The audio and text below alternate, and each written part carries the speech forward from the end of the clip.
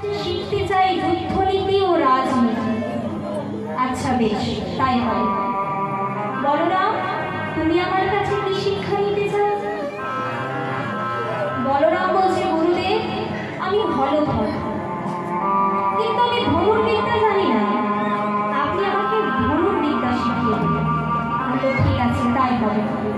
আর সুদামা, তুমি আমার কাছে কি শিক্ষা নেবে? তখন সুদামা বলছে, গুরুদেব, আমি গরিব ব্রাহ্মণ ছিল, চাই না শিখতে রাজনীতি, চাই না শিখতে যুদ্ধনীতি, চাই না শিখতে ধনুর্বিদ্যা। আমি আপনার কাছে বেদ অধ্যয়ন করতে চাই। বলছে, বাবা সুদামা, বাবা, তুমি বেদ অধ্যয়ন করতে চাও?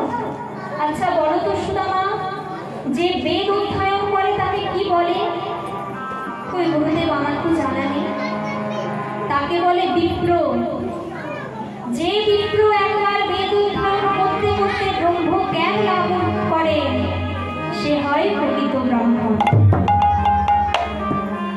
তাই এবার গুরুগৃহে থাকতে থাকতে তারা শিক্ষা অধ্যয়ন শুরু করল। এবার ভগবান শ্রীমুখে বলেছেন, যে করে আমার আশ, আমি প্রথমে করি তার সর্বনাশ। তথাপি যে ছাড়ে না আমার পাশ, আমি হই তার দাসানুদাস। কেন বললাম ভক্তমণ্ডলী, এই গুরুগৃহে থাকতে থাকতে একদিন হঠাৎ ভগবান শ্রীকৃষ্ণ সুদামাকে বলছে, সুদামা শোন শোন, আজ অনেকদিন হলো আমরা চুরি করে কিছু খাইনি। যখন বৃন্দাবনে থাকতাম তখন কি কত কি চুরি করে খেতাম বল, কিন্তু আজ এখানে এসেছি, এতদিন হয়ে গেল চুরি করে কিছু খাওয়া হয়নি, আর চুরি করবে? সুদামা বলছে, চুরি? বলে, হ্যাঁ না কানা, তখন আমরা ছোট ছিলাম, তখন চুরি করেছি, কেউ কিছু বলেনি, এখন বড় হয়েছি, এখন কি আর চুরি করা যায়? বলছে, তাহলে তুই আমাকে কেমন ভালোবাসিস, বন্ধুর জন্য একটু চুরিও করতে পারবি না? এই কথাটি যখন বলেছে তখন সুদামার মনটা পরিবর্তন হয়ে গেছে। বলছে, ঠিক আছে, চুরি করবো, তবে কোথায় চুরি করতে হবে? বলছে, গুরুগৃহে। গুরুগৃহে? বলে, হ্যাঁ। আমি জানিস তো, কালকে গুরুমাকে দেখেছি বড় বড় নারকলের নাড়ু করতে, আর এখন বাড়িতে গুরুমা নেই, নদীতে গেছে স্নান করতে, আর এদিকে গুরু বাবা শান্তিপুরি মুনিও বসেছেন ধ্যানেতে। তাহলে এই মুহূর্তে চুরি কর, আমি দরজায় পাহারা দেব আর তুই চুরি করবি। বলছে, ঠিক আছে, কিন্তু যখন গুরুমা আসবে তখন কিন্তু আমাকে সাবধান করে দিবি। বলে, হ্যাঁ, আমি পাহারা দিচ্ছি, তো চিন্তা কিসের? তাই এবার ভগবান শ্রীকৃষ্ণ দাঁড়ালেন দরজায় পাহারা দিতে। সুদামা চুরি করছে।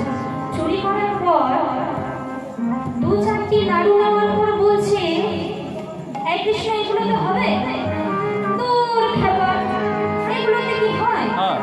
এতদিন পর চুরির জিনিস খাবো, আরো নেই, আরো নেই। আরে আমি তো পাহারা দিচ্ছি, তো চিন্তা কিসের? আরো নিতে শুরু করছিল, যে এবার হবে? বলছি না আরো নেই, এতদিন পর চুরির জিনিস খাবো, নিতেও কিপটেমি করছিস, নে বলছি। এবার যেই না আরো নিতে শুরু করেছে, অমনি কৃষ্ণ দেখছে সামনে আসছে সুমুখী দেবী।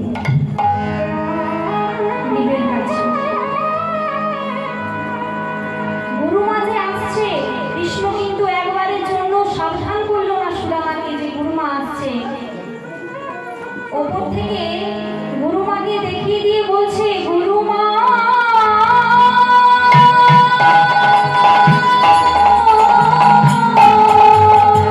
গুরুমা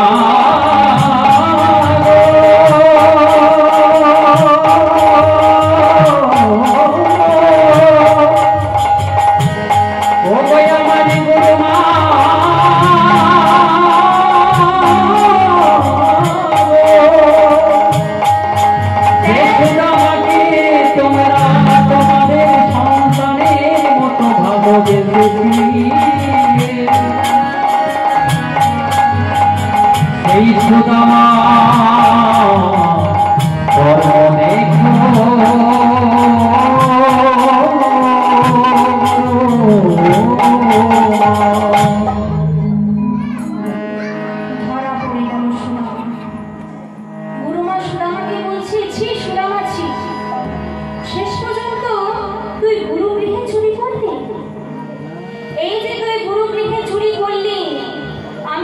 অভিশাপ দিলাম, তুই ভিখারি হবি, তুই কাঙাল হবি।